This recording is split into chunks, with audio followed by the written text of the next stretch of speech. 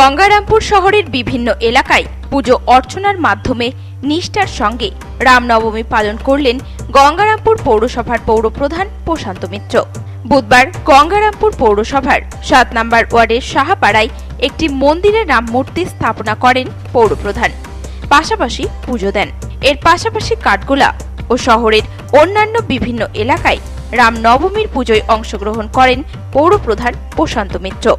এ বিষয়ে পৌরপ্রধান প্রশান্ত মিত্র জানান, এসেছিলাম আমার 7 নম্বর ওয়ার্ডে আমাদের সাহাপাড়ার এই শীতলা মন্দিরের পার্শ্ববর্তী জায়গায় আমি এসেছিলাম। আমাদের এখানে আজকে যে রামনবমীর পুজো চলছে, সেই রামনবমীর পুজোকে কেন্দ্র করে এখানে পঞ্চমুখী বজরংবলীর যে মূর্তি, সেই মূর্তিটা প্রতিষ্ঠিত হলো।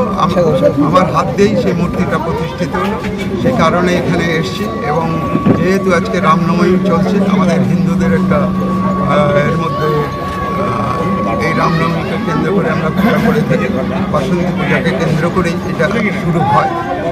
সেই কারণে বাসন্তী পূজাটা চলছিল। সে আজকে এসছি এখানে। আমাদের এই পঞ্চমুখী বজরংবলীর মন্দির আছে এখানে, দীর্ঘদিন ধরে এই মন্দিরটায় পুজো চলে।